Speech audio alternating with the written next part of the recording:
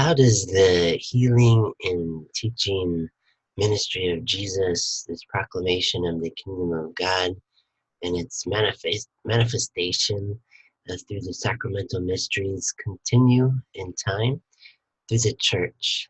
This short presentation will have a look at the church and some of the church's primary meanings and try to describe it in greater detail.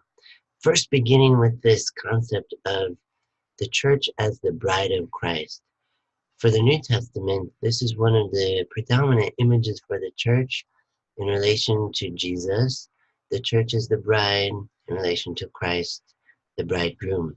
So we have building on this prophetic tradition from the Hebrew scriptures, talking about the God of Israel as the bridegroom or the husband, and the people of Israel as the bride. And to break faith with the covenant relationship with God would be called adultery by the prophets. And so this image is carried over into the New Testament, especially in the context of the Eucharist, in which Jesus says, "This is my body given up for you." And so we think of the bride of Christ as been compromised by sin, is kind of trapped in this mire of vice and um, turn away from God. So we have this very vivid image. There in Ephesians chapter 5, St. Paul writes, "Husbands, love your wives as Christ loved the church and gave himself up for her."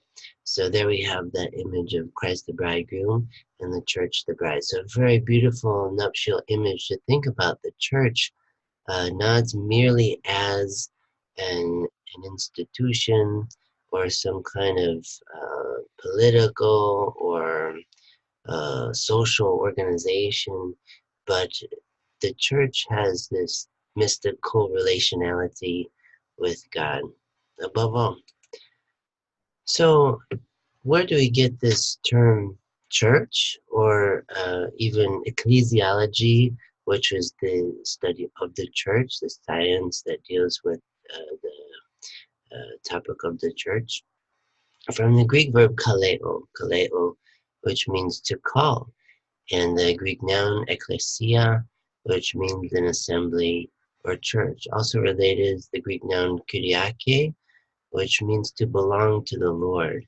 All of these Greek words give us this English term, ecclesiology or ecclesial, and then also related to the term church, as in German Kirche,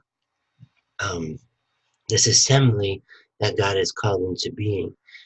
And further deeper in the tradition in Judaism, we have the Hebrew noun kahal, which is a sacred assembly. So this concept is already there in some sense in Judaism, but it becomes more crystallized and concrete after the resurrection of Jesus and the formation of the church, especially beginning with that event called Pentecost.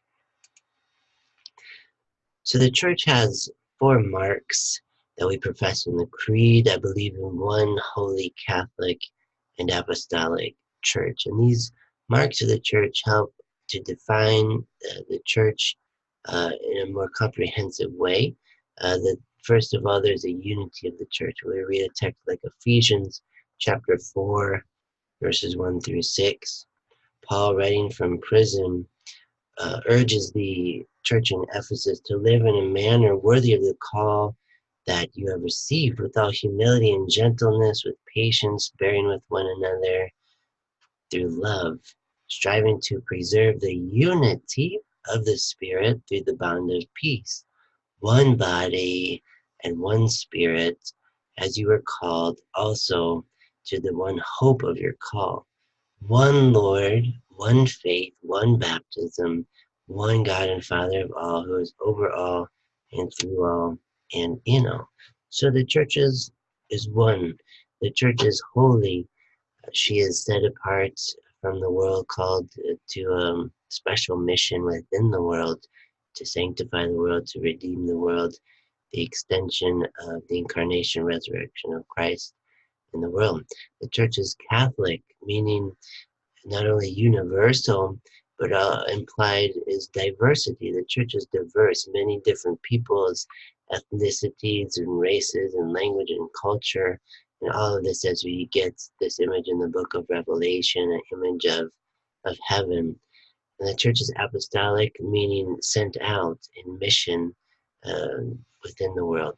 So these are the four marks of the church, this brief introduction of them. And we'll stop for here and resume in a little while.